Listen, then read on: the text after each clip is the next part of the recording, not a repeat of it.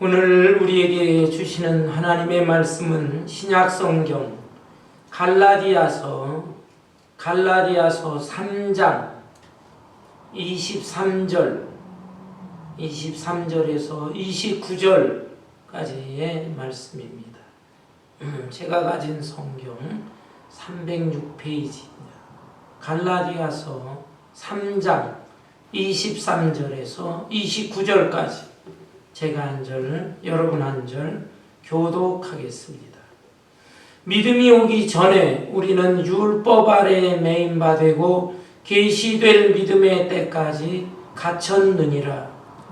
이같이 율법이 우리를 그리스도께로 인도하는 초등교사가 되어 우리로 하여금 믿음으로 말미암아 의롭다함을 얻게 하려 합니다. 믿음이 온 후로는 우리가 초등교사 아래에 있지 아니하도다. 너희가 다 믿음으로 말미암아 그리스도 예수 안에서 하나님의 아들이 되었으니 누구든지 그리스도와 합하기 위하여 세례를 받은 자는 그리스도로 옷 입었느니라. 너희는 유대인이나 헬라인이나 종이나 자유인이나 남자나 여자나 다 그리스도 예수 안에서 하나입니다. 29절 다 같이 너희가 그리스도의 것이면 곧 아브라함의 자손이요 약속대로 유업을 이을 자니라. 아멘. 아멘. 예, 오늘은 교회력으로 종교개혁주일입니다. 이번 주 10월 31일이 507주년을 맞는 종교개혁일입니다. 1517년 10월 31일 마틴 루터라고 하는 하나님의 종이 당시에 부패하고 타락했던 로마 캐톨릭 천주교회죠. 천주교회의 그 잘못된 것을 일일이 지적을 했습니다. 95개 조항으로 지정을 해서 비텐베르그라고 하는 그 대성당, 성당의 정문에 그 조항들을 붙이면서 누구든지 내가 지적한 이 조항에 대해서 토론을 할 수 있는 사람이 있다면 나오라. 토론했으면 좋겠다. 라고 하면서 종교개혁의 깃발을 높이 들었습니다. 당시에 로마 캐톨릭은 교리적인 면에서 또 윤리적인 면에서 많은 잘못을 범했습니다. 우선 이 신부들이라고 하죠. 사제들의 경우를 보면 결혼을 금하고 있었습니다. 오늘날에도 마찬가지죠. 그러나 많은 사제들이 은밀한 가운데 내연녀들을 두었어요. 정부를 두고 자식들을 낳고 생활했습니다. 이렇게 되다 보니까 처자식을 위해서 돈이 필요하잖아요. 그래서 돈에 대한 욕심을 갖게 되었습니다. 교회 성도들에는 헌금을 이제 자기 개인적으로 착복을 하기 시작을 했어요. 그리고 당시에 이 로마 캐톨릭은 캐톨릭 중심으로 세상을 다스리기를 원했습니다. 그래서 로마뿐만 아니라 이 유럽 그리고 세계 전체에 이 캐톨릭의 위용을 떨치고 그렇게 함으로써 세상을 지배하고자 하는 그런 야심이 있었어요. 그러다 보니까 그 캐톨릭 성당들을 어마어마하게 크게 짓기 시작을 했습니다.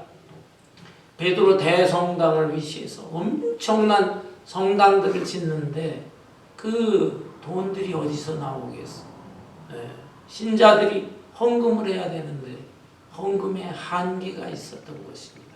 그러자 이상한 교리를 만들기 시작을 했어요. 속죄표, 다른 말로 면죄부 이렇게도 말합니다. 이런 것들을 만들어서 신자들에게 팝니다. 이 속죄표를 사는 사람들은 자기 죄가 용서받을 수가 있다. 심지어 많은 돈을 내고 속죄표를 사게 되면 자기뿐만 아니라 천주교에서는 천국과 지옥 중간에 연옥이라는 게 있는데 연옥에 대기하고 있던 이 부모들 또 조상들 영혼들이 살아있는 후손들이 많은 돈을 내고 속죄표를 사게 되면 연옥에서 지옥으로 내려가지 않고 천국으로 올라갈 수 있다. 너무나 잘못된 교리죠. 이런 것들을 막 만들어내니까 무지몽매한 일반 백성, 일반 신자들은 그걸 안 살 리가 없는 것입니다. 자신의 죄뿐만 아니라 자기 부모들의 죄까지 용서받고 천국 간다고 그러니까 그걸 왜 안 사겠어요?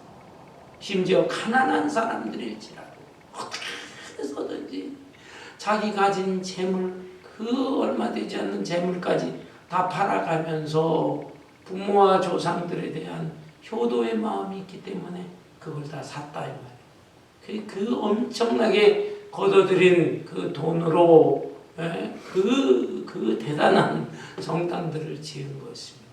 여러분 오늘날에는 그 뭐 베드로 대성당이다 뭐다 관광 유적지로 해서 전 세계 사람들이 그걸 구경하면서 와 어마어마하구나. 저는 아직 그곳에 가보진 못했지만은 다 뭐 TV를 통해서나 유튜브 통해서 사진을 통해서 다 보죠. 대단하지요, 대단해. 근데 그런 건물들을 지으면서 감탄들을 하지만 사실은 그 배후 이면에는 이런 참 잘못되어 있는 그런 비리 같은 것들이 배후에 있었다라고 하는 사실을 우리는 또 잊지 말아야 할 것입니다. 이런 모습들을 보면서 마틴 루터라고 하는 사람, 이 사람도 캐톨릭의 신부였어요. 자신이 신부지만 자기 자신의 이 죄의 문제에 대해서 고민이 많았어요. 개인적으로도 이 죄의 문제를 아주 깨끗이 청산하면 좋겠는데 그것이 늘 해결이 되지 않는 걸 느끼면서 갈등을 느끼고 있었어요. 뿐만 아니라 가톨릭 교회 전체가 지금 이루어져가는 이런 모습들을 보니까 이것도 지금 잘못되고 있다. 그래서 이것 때문에 큰 갈등을 느끼고 깊은 시름에 빠졌었는데 어느 날 성경을 천천히 자세히 읽어가면서 이거구나. 확실한 깨달음을 얻고 또 분명한 믿음을 갖게 된 것입니다. 그것은 바로 로마서 1장 17절의 말씀인데 의인은 믿음으로 말미암아 살리라 라는 말씀이었어요. 의인은 믿음으로 말미암아 살리라. 여러분 이게 도대체 무슨 뜻입니까? 알쏭달쏭하죠. 그런데 헬라어 원어를 보게 되면은 믿음으로 말미암은 의인은 살리라 이렇게 되어 있어요. 그러니까 이것을 조금 문장을 바꿔서 이해해야 됩니다. 우리 모든 인간들은 죄인이야. 죄인은 죽어 마땅해. 그런데 이 죄인들이 어떻게 살까요? 어떻게 살까요? 가톨릭에서는 선한 행위를 많이 하게 되면 예수님을 믿는다 하지만 또 선한 행위를 많이 하게 되면 그때 죄 용서받고 산다 이것입니다. 따라서 속죄표, 면죄부 이것도 선한 목적을 위해서 사야 된다는 거예요. 하나님의 거룩한 교회당을 짓는 것이다. 이런 면에서 그걸 살아. 이게 선한 행위니까 선한 행위를 통해서 죄 용서받고 영원히 산다는 것입니다. 그러나 마틴 루터는 성경을 읽으면서 그게 아니다.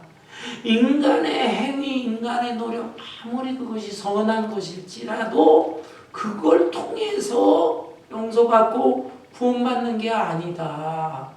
오직 믿음으로 구원받는 것이다. 의인은 믿음으로 말미암아 살리라.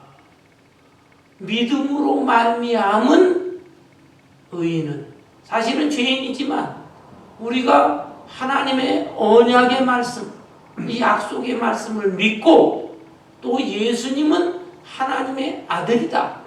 생명의 구주라고 하는 사실을 믿는 믿음, 그 믿음이 있다면 우리가 죄인이지만 하나님이 죄인으로 여기지를 않고 우리를 의인으로 여겨주신다.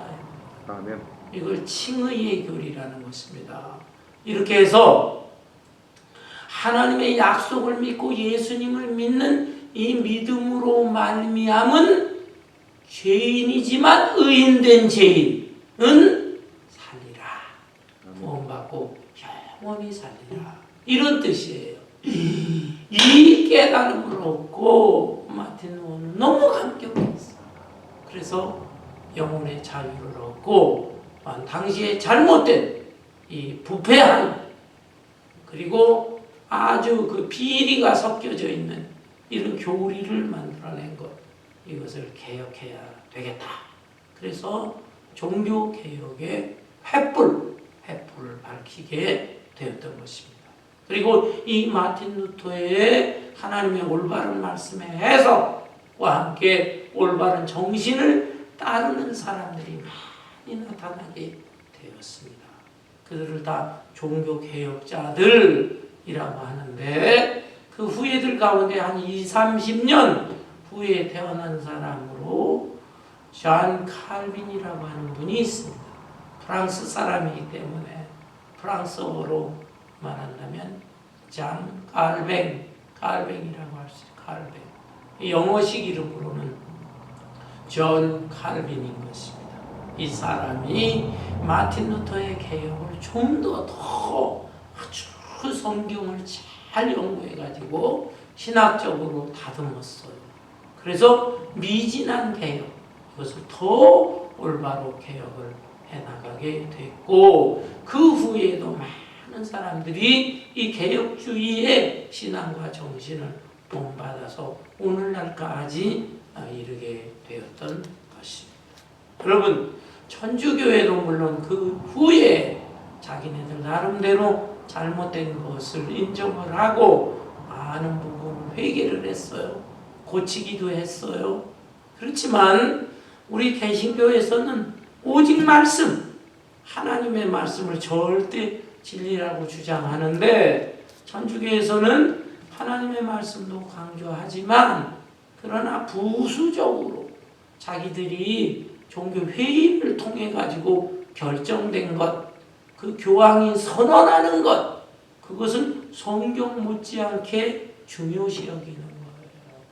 그래서 그렇게 쭉 지금까지 내려오는데 우리 하나님의 말씀, 순수한 말씀에 비해서는 이 캐토릭의 교리라든지 사상은 그 순수한 금도 있겠지요. 그 금에 붙어있는 잡석들이 붙어있는 그런 교리들이 많이 깔려있다. 이렇게 보시면 되겠습니다. 따라서 우리는 이 잡석이 섞여있는 금인데 그것을 다 재련해서 오직 진리의 말씀, 순금의 말씀, 그것만을 믿고 따라가게 되는 것입니다. 오늘 이 본문 말씀 갈라디아서의 이 말씀은 바울 사도가 갈라디아 교회에 보낸 편지의 말씀인데 마틴 루터 또한 잔 칼빈 이런 사람들의 개혁 정신과 연결되는 아주 중요한 말씀입니다. 갈라디아라고 하는 지역은 오늘날 터키, 요즘 튀르키예라고 나라 이름을 바꿨어요. 튀르키예의 수도, 행정수도로 앙카라라고 하는 곳이 있는데 그 앙카라를 포함하는 그 주변의 지역, 그 지역을 갈라디아라고 불렀습니다. 바울 사도는 1차, 2차, 3차 선교 여행을 할 때마다 이 갈라디아 지역을 들렀어요. 그것을 방문하면서 복음을 전했는데 이 복음의 씨가 떨어져서 하나님의 은혜로 갈라디아 지역에 교회들이 생겨나게 되었던 것입니다. 참으로 감사한 일이죠. 그렇지만 그들은 아직 미성숙한 사람들이었어요. 아주 뚜렷하고 분명하고 위대한 지도자들이 없었기 때문에 그 교회들이 많이 혼란에 빠져 있었습니다. 그 교회 안에는 유대인들도 섞여 있었거든요. 그런데 이 유대인들, 이방인들이 섞여 있는 이 갈라디아 지역의 교회들, 그 교회들이 참 혼란에 빠진 것입니다. 왜냐하면 유대인들은 예수를 믿는다고 꼭 구원 얻는 게 아니다. 예수를 믿지만 부족하다. 완전하기 위해서는 우리의 조상들, 저 구약 성경, 구약 시대부터 내려오던 율법의 말씀, 그 율법의 말씀을 그대로 받아들이고 또 지켜야 된다. 할례 같은 의식, 이게 구약에 다 나오는 의식인데 그 할례 의식 같은 거, 그런 것들도 행해야 구원을 얻는다. 이렇게 주장을 했어. 그런데 다른 이방인들은 바울 사도가 개척을 할 때 전해준 말씀하고는 이치가 맞지 않는다. 그러면서 교회가 큰 어수선하고 혼돈에 빠지게 됩니다. 멀리서 이 소식을 듣고 바울 사도는 너무 가슴이 아팠습니다. 이 유대인이면서 크리스찬이라고 하는 이 사람들은 자기들의 전통, 주장 이런 걸 하고, 심지어 바울 사도는 사도도 아니다. 그가 가르친 건 잘못된 거야. 예수님의 12제자가 사도지 바울이 무슨 사도냐 이러면서 바울의 권위까지 막 깎아내렸던 거예요. 바울이 너무 가슴 아팠죠.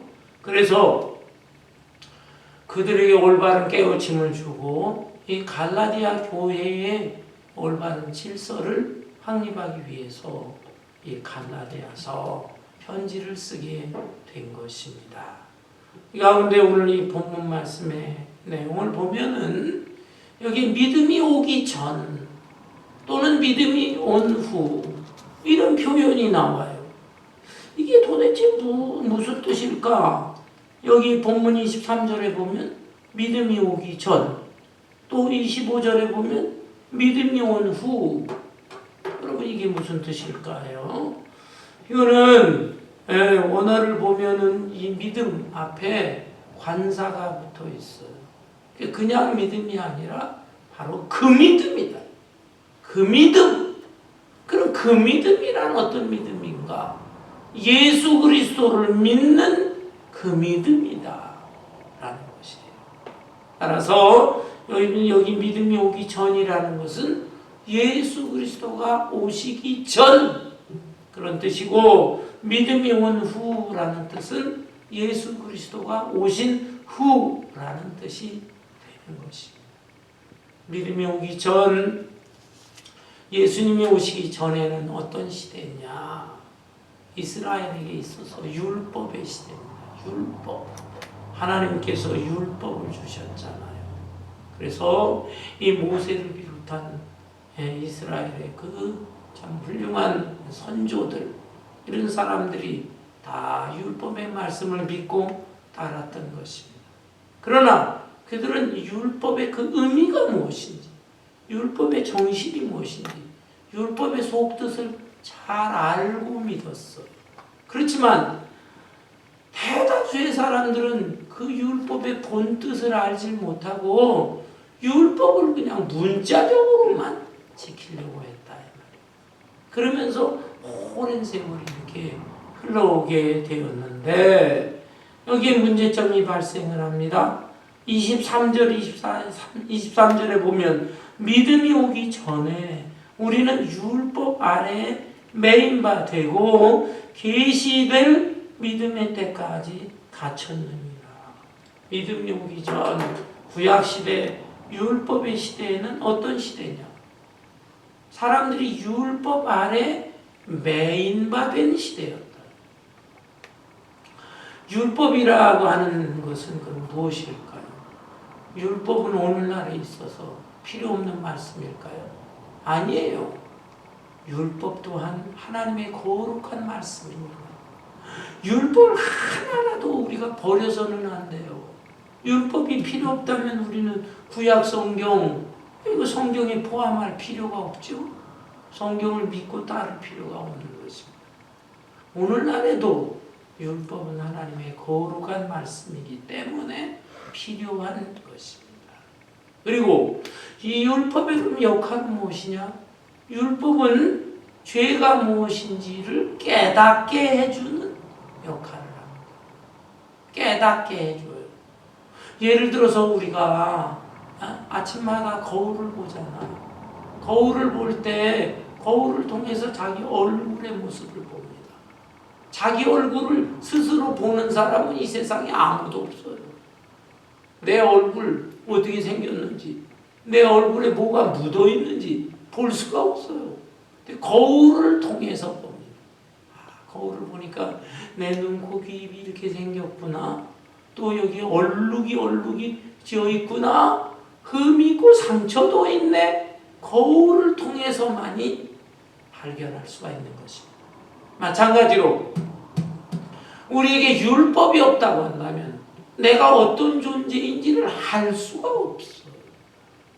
율법을 통해서 우리는 나는 이런 사람, 나는 부족하고 부끄러운 사람이구나. 그 말씀의 조항에 나를 비춰볼 때 나는 죄인이구나. 그걸 알 수가 있다 이 말이에요. 물론 하나님께서는 이 율법을 두 가지 율법으로 주셨어요.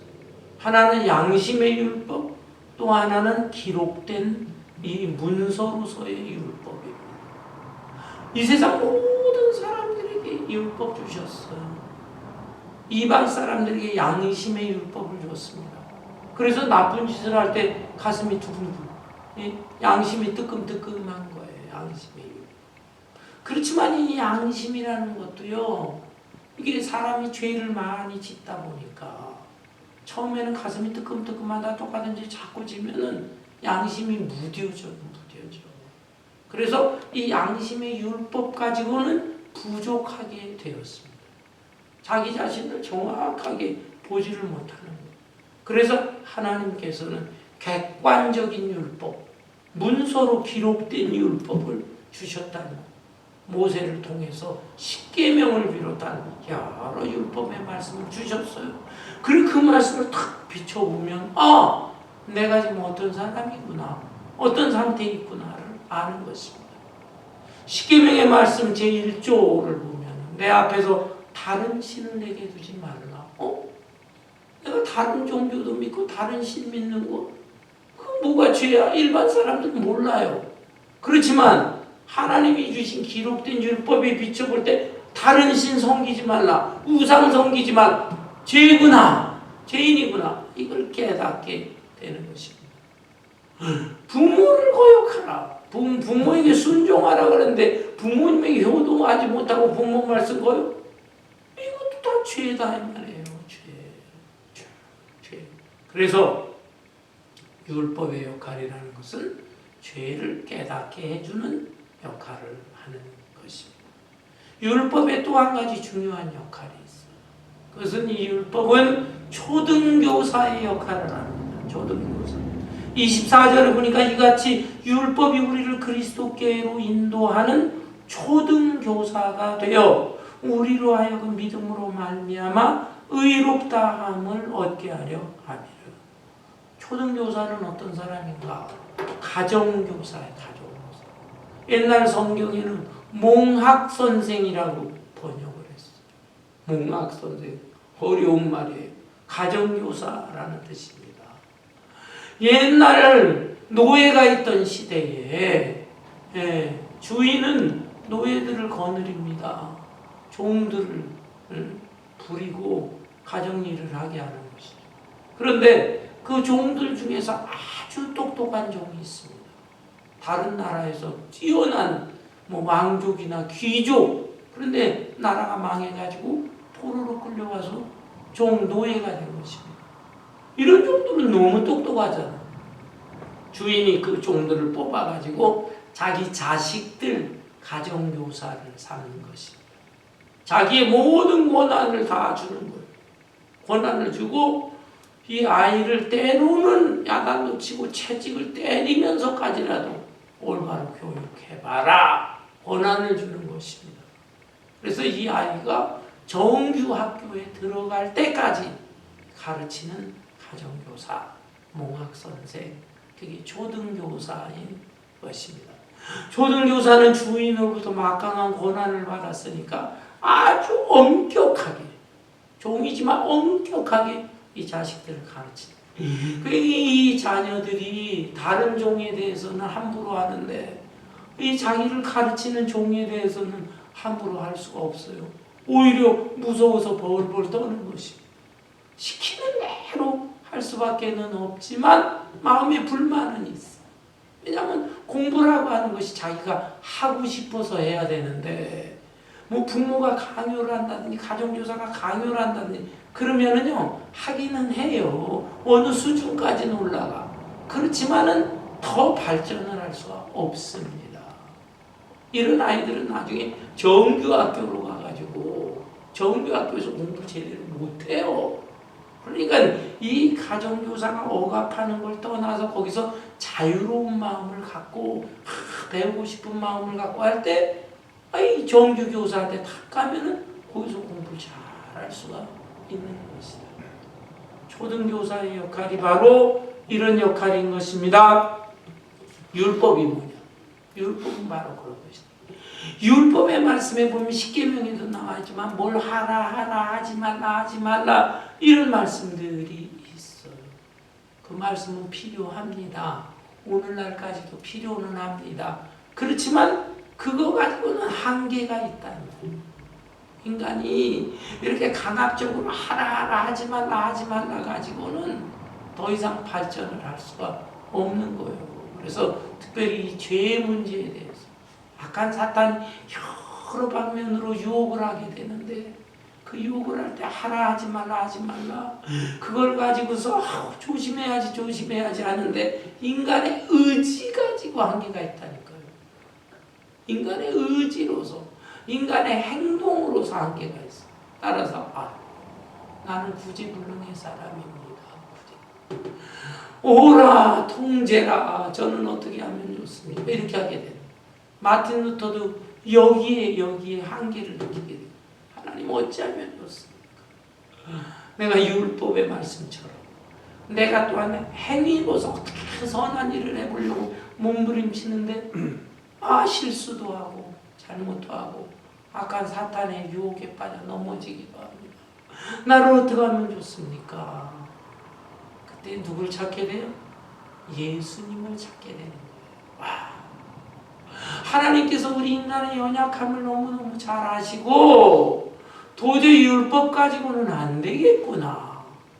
율법의 역할은 죄를 깨닫게 해주는 긍정적인 역할, 그리고 또 율법을 통해 가지고 어느 정도 경건한 삶을 살게 해주는 역할을 하지만 완전히 죄로부터 자유를 얻고 해방을 얻고 좀 더 긍정적이고 적극적으로 하나님의 사람으로 살 수는 없구나. 그걸 하나님이 아셨기 때문에 하나님의 독생자 예수님을 이 세상에 보내주신 거예요. 그래서 예수님은 하나님과 똑같은 동등한 신성을 가지시고 뿐만 아니라 우리 인간과 똑같은 인성도 가지셨어요. 100% 신성도 갖고 100% 인성을 가지신 정말 신비로운 분인데 그 예수님을 이 세상에 보내주셨어요. 그 예수님은 죄가 없는 분이에요. 그래서 우리 인간의 죄를 다 대신 도맡아서 우리가 죽어야 할 것을 대신 십자가에 죽으심으로 우리에게 살아날 길을, 죄 용서받을 길을, 죄에서부터 마귀 사슬에서부터 자유와 해방을 얻을 수 있는 길을 열어주셨다라고 하는 것입니다. 따라서 율법이 필요 없는 건 아니고 율법을 지키려고 애를 쓰는데 여기에 한계가 있습니다. 하나님, 저로 하여금 어떤 길을 가야 되겠습니까? 예수님을 보내주셨군요. 저는 예수님에게로만 가야 되겠습니다. 초등교사는 진짜 참된 교사예요. 정규교사를 할 수 있는 그 참된 교사로 인도해주는 그런 역할을 하는 것이다. 따라서 믿음이 온 후, 예수 그리스도가 오신 후에는 더 이상 율법에 매여서는 안 됩니다.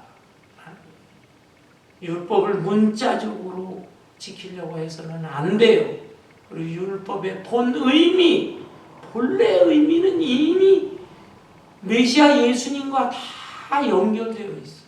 그래서 옛날 믿음의 조상 아브라함도 그때 예수님은 없었지만 그 하나님을 섬기면서 앞으로 오실 예수님을 내다보면서 믿음 생활했어요. 모세도 마찬가지예요. 하나님을 통해서 율법의 말씀을 받았지만은 그걸 가르쳤지만 그것으로 끝나는 것이 아니라 이 율법의 그 근본 정신은 다 앞으로 오실 메시아 예수님과 연결되어 있다. 그 메시아 예수님이 오실 것을 바라보면서 내다보면서 믿었어. 다윗도 마찬가지예요. 엘리야, 엘리사 선지자 다 마찬가지예요. 그렇지만은 많은 이스라엘의 무지몽매한 백성들은 이런 율법의 그 본뜻을 알지 못하고 그냥 문자적으로 지키려고 하고 표면적으로 지키려고 하고 그렇게 오래 내려오는 전통만을 지키려고 하고 했다 이 말이에요. 오늘날의 유대인들도 여전히 마찬가지의 모습으로 살아가고 있는 것입니다. 이것이 안타까워요. 바울 사도는 이 유대인들이 주장하는 율법은 필요한 것이고 거룩한 말씀이지만 한계가 있다. 이걸 딱 지적을 하고 그 다음에 예수님이 오신 이후 믿음이 온 후로는 어떻게 해야 되느냐. 25절 믿음이 온 후로는 우리가 초등교사 아래에 있지 아니하도다. 그렇죠. 우리는 참구주가 되시고 참교사가 되시는 예수님 아래에 있는 것이지 더욱 여전히 그 율법에 매여 있어서는 안 된다. 그러면 이 예수님을 믿는 그 믿음을 갖게 되면 어떤 변화의 역사가 일어날까요? 26절 너희가 다 믿음으로 말미암아 그리스도 예수 안에서 하나님의 아들이 되었어. 예수님을 믿는 그 믿음이 온 이후에 우리는 하나님의 자녀가 되는 것입니다. 하나님의 자녀. 여러분, 하나님의 자녀라는 말을 그냥 너무 많이 들었기 때문에 그거에 대해서 별로 이렇게 감정으로 느끼는 게 약한 것 같아요. 하나님의 아들, 이 세상에서 부귀영화 누리는 자녀, 금수저로 태어난 자녀가 더 좋아. 이렇게 느끼는 것 같아요. 여러분, 몇 년 전에 한국의 삼성그룹의 그 이건희 씨, 이병철 손자 이건희 씨 아들 이재용, 지금 부회장으로 있죠. 이재용 부회장. 그 부회장이 어린 자기 아들을 데리고 야구장에 간 적이 있어요. 그런데 그 주변의 사람들이 이재용 유명한 분이니까 얼굴 알잖아요. 우와, 그 이재용의 어머니 홍나희 여사. 그리고 야 아들 손주까지 왔네. 그랬는데 거기 주변의 사람들이 손주에게 집중됐다는 거예요. 손주. 그 몇 살 먹지 않은 어린 아이였는데요. 이 아이에 대해서 그냥 그 얼굴 모습을 보려고. 그러면서 또 무슨 얘기들을 하냐면 쟤는 좋겠어. 한국 최고의 재벌의 자손으로 태어났어. 금수저가 아니라 다이아몬드 수저구나. 그러면서 내 아들, 내 딸, 내 손주 애들 어떻게 하면 저 어린애하고 연결되는 방법이 없을까? 제가 다니는 학교는 어느 학교일까? 쟤하고 이렇게 저렇게 연을 맺어가지고 참 좋은 관계로 세상 살면 어떨까? 이런 얘기들 주고받는 게 화제가 되었다라고 하는 것입니다. 야, 세상에 재벌의 자식 이렇게 높이 우러러보는 거예요. 그걸 부러워하는 거예요. 그런데 여러분 가만히 생각해 보면 우리는 누구냐? 우리는 하나님의 자녀라니까요.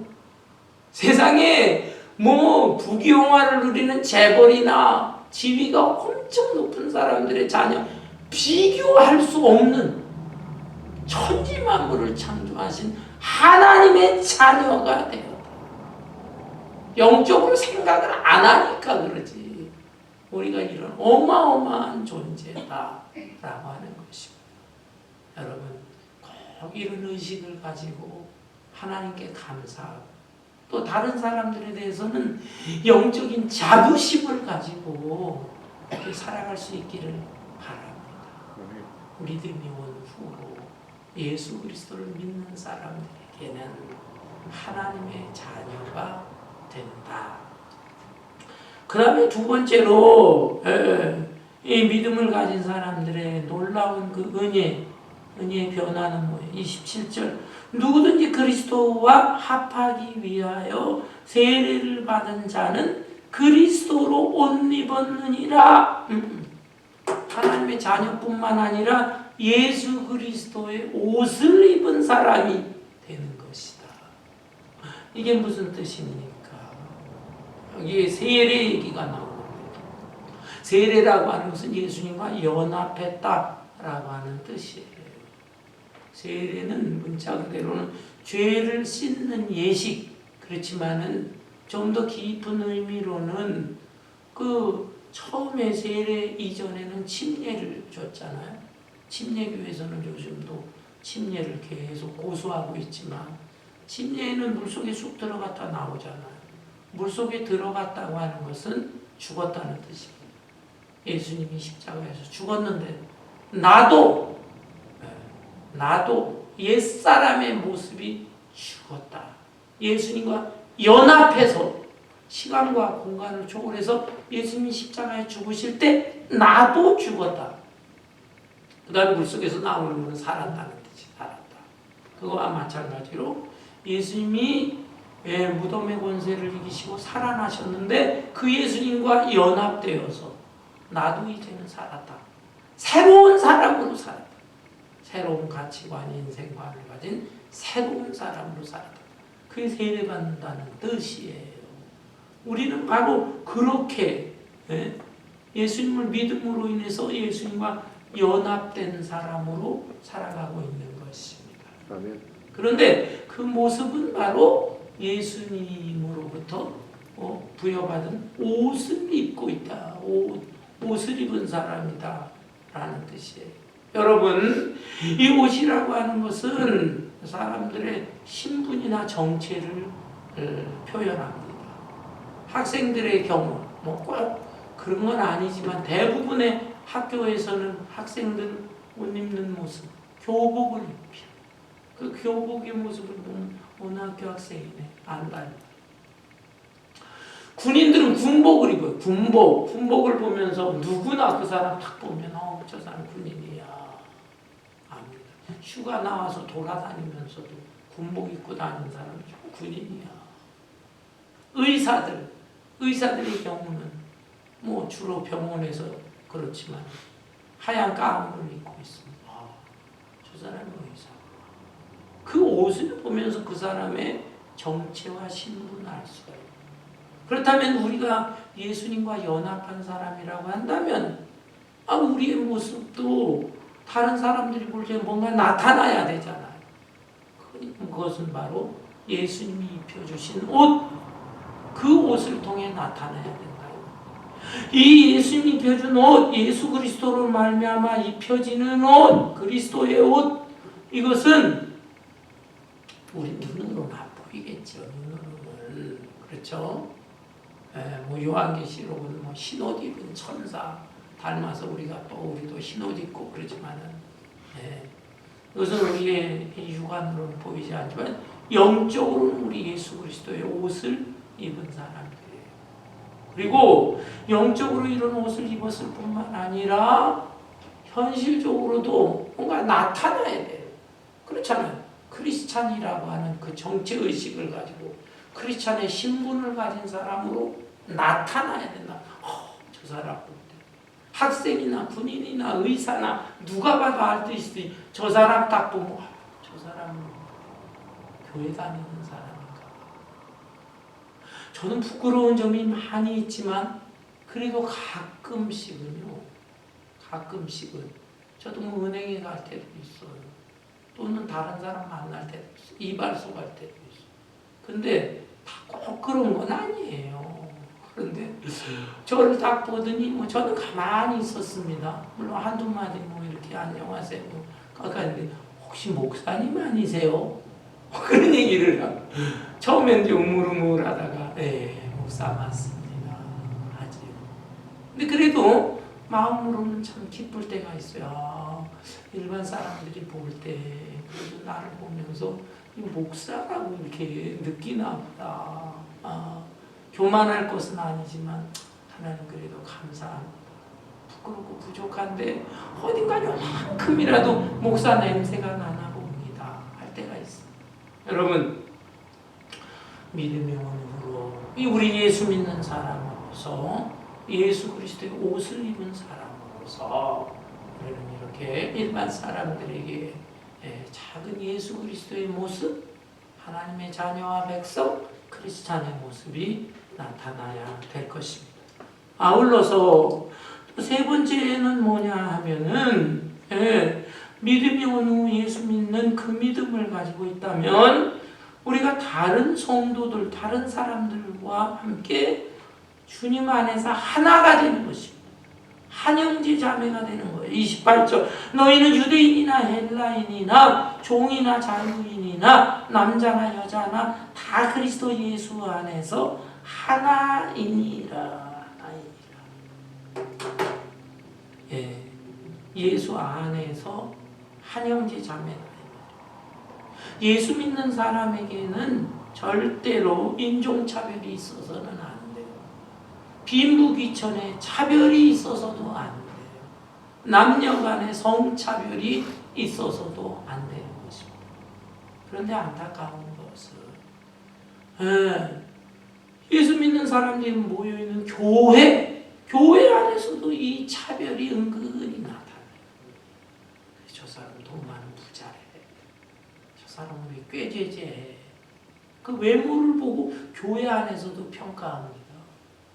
어떤 교회는 자기 교회는 뭐 박사가 400명 한국교회지만 400명이 모여 대학 총장이 13명이래 국회의원이면 들으면서 물론 자랑하려고 하는 얘기 같지는 않지만 그래도 굳이 저걸 그렇게까지 저걸 다른 사람 앞에서 공개해야 되는가 좀 씁쓸하다 씁쓸해.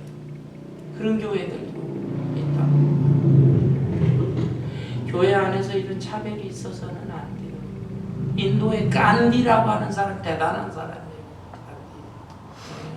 아주 그 정신이 살아있고 실력도 있고 영국에 가서 공부해서 그냥 인도 식민지였는데 그 나라 가가지고 변호사도 하고 그런 사람인데 어느 날 그래도 전도를 받고 교회 나가라고 교회 나갔더니 자기 입구에서 당신 보니까 유색인종인데 우리는 백인들만 들어오는 교회입니다.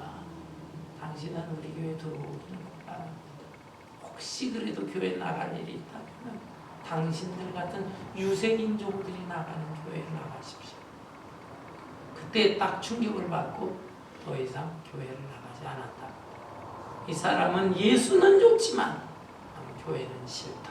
상처를 받는 교회 안에 이래서는 안 돼요. 그 교회 안에서 다 형제자매는 교회 바깥에서는 어떻게 되느냐. 교회 바깥에는 많은 불합리한 것들이 있지만 그래도 우리가 크리스찬이라고 한다면 나가서 이 세상을 조금씩 개혁해 나가야 돼요.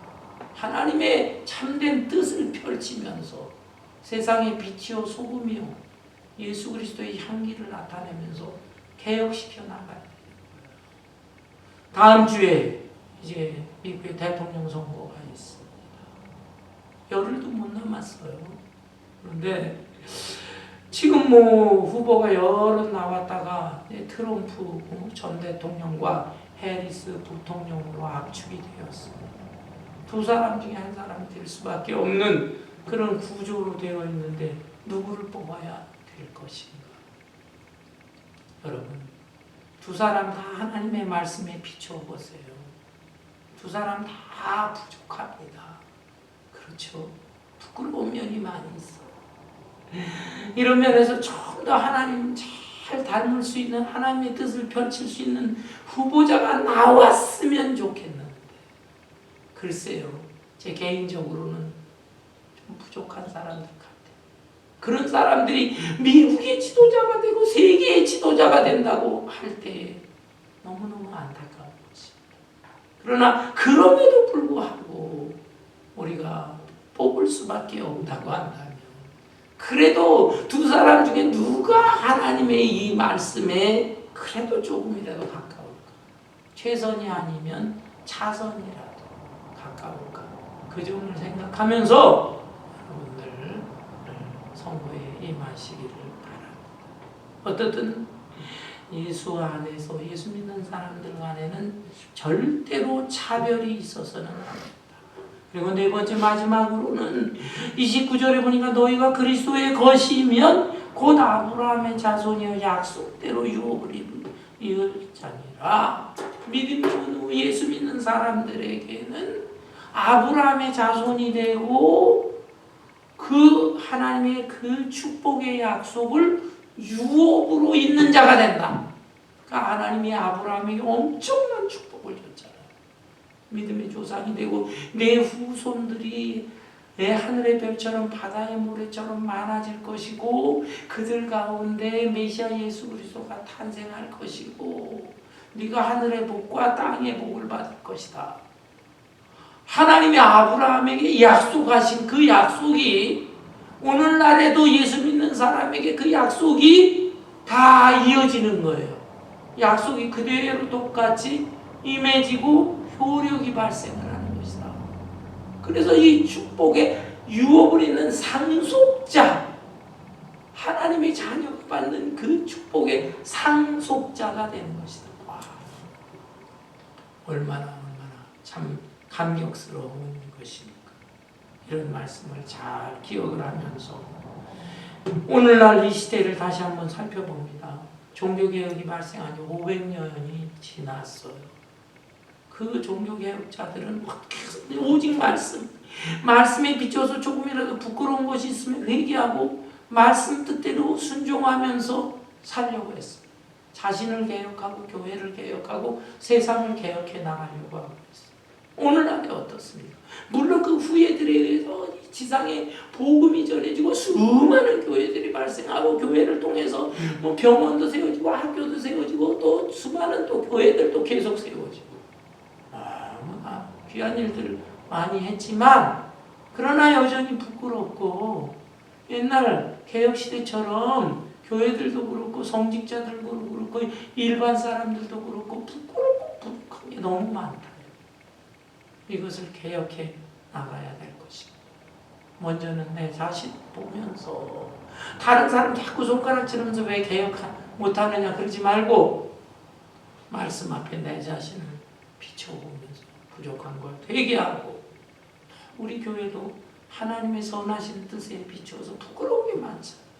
그것도 개선하려고 하고 지상의 다른 교회들도 개선하려고 하고 그리고 이 사회 전체 지금 오늘날이 되어지는 것에 대해서 우리 자신들이 나아가서 작은 등불이라도 밝히고 또 우리가 이 세상의 지도자들이 세워지게 될 때 이때는 누구보다도 열심히 기도하고 그래서 하나님의 선하신 뜻이 이 땅에 펼쳐질 수 있도록 힘쓸 수 있는 개혁자의 후손으로서 여전히 최선을 다할 수 있는 저와 여러분 되시기를 주님의 이름으로 축원합니다. 아멘. 찬송 500